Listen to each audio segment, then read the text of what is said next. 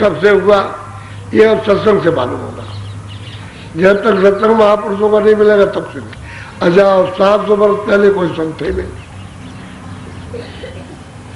कोई आदमी कहे कि 700 वर्ष पहले संत आए नहीं, और 700 वर्षों के अंदर आए तो कौन सा समय था? कल जुगता है। अभी इन्होंने बताया, पहले तो किसी ने बताया नहीं। वेदों शास्त्रों में तो है नहीं, पुराण में तो है नहीं है। ये तो अभी संत आए तब उन्होंने बताया, अभी फकीर आए तब उन्होंने कहा। इसलिए फकीरों की जो किताबें संतों की है उनसे मेल खाती नहीं। वो कहते हैं कि नहीं ये हम नहीं मानते। अरे वो तो कहते हैं कि हम इसको ही मानते हैं। आप कहते हैं कि हम इसको नहीं मानते। क्यों?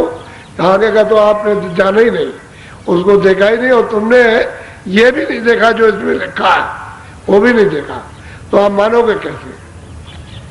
वो तो आँख के अंधे और गांठ के पूरे, तो क्या करेंगे जब बुद्धि में नहीं है, जब आत्मबोध ज्ञान नहीं तो कुछ नहीं है। तो कहते हैं कुछ सत्संग के बगैर कुछ नहीं हुआ। बोलो। हो सत्संग कहूँ सब लेखा, खुले ने नहीं हृदय से।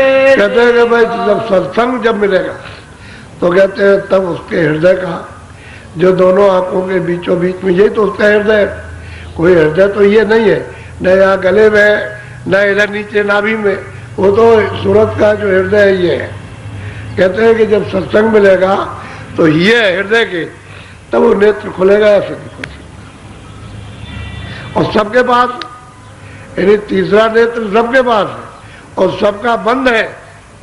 और जब सबका बंद है तो सबंधे, अब इतने सबंधे हो और एक अगर कुछ कहने लगे तो सब कहेंगे झूठा है। वो देख रहा और वो मतलब देखते नहीं है, इसलिए कैसे प्रतीत आएगी, विश्वास कैसे होगा? तो कहते हैं जब तक सत्संग नहीं मिलेगा तब तक हृदय का नेत्र खुलेगा नहीं। वो युक्ति बताएंगे, फिर हृदय को साफ करेंगे, शुद्धि करेंगे, मन को, बुद्धि को, चित्त को, अंतःकरण को। वो हृदय अंतःकरण, जहाँ सूरत बैठी है उसके चारों तरफ मन, बुद्धि, चित्त बैठे हैं, तो उसको साफ करेंगे। और फिर यह है कि रोकेंगे इंद्रियों के घाट पर, कि भाग भाग करके जाता है तो वहाँ से कुछ मिलता नहीं, तो उसको रोकेंगे और घाट पर लगाएंगे। घाट कहते हैं दरवाजा, उसी घाट पर बैठाएंगे ताकि सूरत का साथ दे और उसकी आँख खुल जाए। कहते हैं कि बिना सत्संग के हृदय का नेत्र खुल नहीं सकता, किसी का नहीं खुलेगा। बोलो। तीनों लोक पार है चौथा, ताके परे अनाथ। अब वो प्रमाण दे रहे हैं कि भाई 3 लोक हैं, एक तो ये मृतलोक, एक अंडलोक और एक ब्रह्मांड लोक, और उसके बाद पार ब्रह्मांड। तब जाकर के उसके परे कहते हैं सत्यलोक है, वो सतधाम है, जहाँ सत्य साफ रहते वहाँ। अब बहुत दूर है, यहाँ तो है नहीं है, और रास्ता उसका एक ही जाने का, दूसरा कोई रास्ता नहीं। अंदर तुम्हारे सबके रास्ता और उसकी डोरी पड़ी हुई है, लेकिन अब यह है कि जब तक सत्संग नहीं मिलेगा तब तक वो डोरी नहीं मिल सकती। वो शब्द की डोरी, नाम की डोरी, आवाज की डोरी, वो जब तक नहीं मिलेगी तब तक, क्योंकि सूरत शब्द रूप है, इसमें भी शब्द है, लेकिन वो शब्द से अलग हो गई, इसलिए बारी बारी आवरण में फिरती है। अगर वो शब्द उसको मिल जाए और अपनी चेतनता को पकड़ ले तो इससे निकल जाएगी, और वो शब्द नहीं मिलता उसको, वो डोरी नहीं मिलती है। तो कहते हैं बिना सत्संग के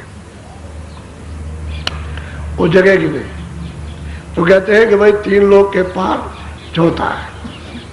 अब 3 लोग ईश्वर का लोग, ये यहाँ मृत लोग, उसके बाद जो मतलब है कि ब्रह्मांड है, और उसके परे पार ब्रह्मांड, तब जाकर के सत्य देश है।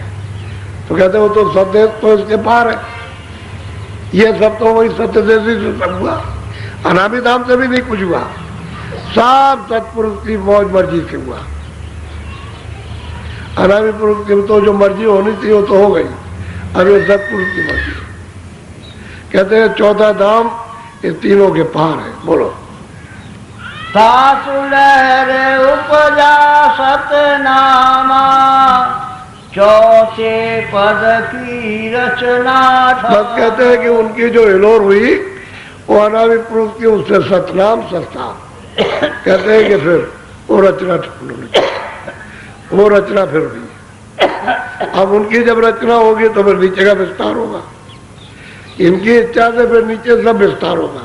सुरते सतलोक से ही आएगी, शब्द ही जाएगी, और ये जितने भी हैं ये सब के सब वही से आएंगे।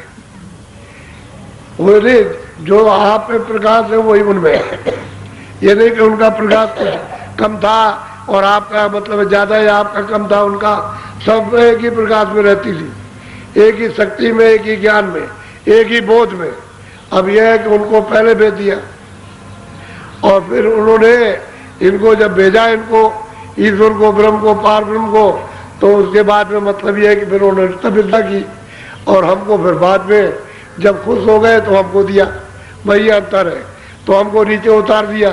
अब नीचे जब आए थे तो पूरा बोध था, फिर उसमें कोई कमी नहीं थी किसी तरह की। लेकिन जब यहाँ फंसोगे, जब आपको अधिकार देंगे तब गड़बड़ी हो जाएगी, तब आपका सब छिन जाएगा, लुट जाओगे आप मैदान में। जैसे कोई आदमी बहुत धनधाम रहता है, मैदान में लुट गया, उसके पास कुछ नहीं रह गया, ऐसे फिर लुट जाओगे। ज्ञान लुट जाएगा, शक्ति लुट जाएगी, आनंद लुट जाएगा, और सूरज का जो प्रकाश था वो लुट गया, और बस आप आवरण में आ गए। ठीक यही बात हुई, वो ऊंचे पद पे बैठे अभी आ गए, बस ये बात है। और नहीं तो जिस तरह से ये आए वैसे सुनते ही गए, उसी बोध में, उसी शक्ति में, उनमें कोई कमी नहीं किसी में। जब ये पहुंच जाएंगे तो वही रुक होता है। बोलो। सासु लहर उपजा सतनामा, चौथे पद की रचना था। बस कहते हैं चौथे पद, फिर उन्होंने रचना का विस्तार किया। बोलो। तासे भये 16 निर्वाणा, जिनमें एक की करो बखाना। कहते हैं कि 16 निर्माण हुए, नहीं 16 उनके पुत्र हुए सतनाम सतपुरुष के, उन्होंने भेजा उनको। और सबसे जो छोटे हैं, क्योंकि छोटे क्यों हैं, पहले तो सब बराबर थे वहां, लेकिन वो नीचे यहाँ आकर के सबसे नीचे स्थान पर सैदल कमल में उनको यहाँ ला करके उसी धार पर बैठा दिया। शब्दी की धार है, उस सब धारा है, उसी धार पर यहाँ नीचे बैठा दिया। सबसे नीचे स्थान वही है, यहाँ लाकर, इसलिए सबसे छोटे और बाकी इनसे बड़े बड़े। उनकी रचना भी बड़ी है, उनका प्रकाश भी, सब कुछ, उनकी शक्ति भी ज्यादा बहुत, लेकिन ये सबसे छोटे। तो कहते हैं कि और तो छोड़ दीजिए, छोटे के बखान करता हूँ, वर्णन करता हूँ कि जो सैदल कमल में जिनको निरंजन कहते हैं, जिनको मुसलमान खुदा कहते हैं, और मतलब एक ईसाई उनको गाट कहते हैं, वो यही सैदल कमल में, इन्हीं को हिंदू निरंजन भगवान कहते हैं। बोलो। 16 निर्गुण है निर्वाणी, निराकार जाई को जा। कहते भाई ये तो निराकार है, यानी वैसे तो उनका आकार ही है, क्योंकि उनका दर्शन होता है, लेकिन क्यों मतलब है कि निराकार है? क्या मतलब है? तुम्हारी सबकी आंखें बंद हो गई, नहीं देख सकते हो, लेकिन आंख खुल जाए तो दिखाई देते ही हो। कहते हैं भाई वो निराकार है, आकार है उनका, लेकिन दिखाई न देने के कारण निराकार। अब यह है कि सत्संग मिल जाए तब तो आँख खुले, तब तो दिखाई दे, और सत्संग नहीं मिलता है तो सबकी आंखें बंद है, उसको नहीं देख सकते, इसलिए वो निराकार है।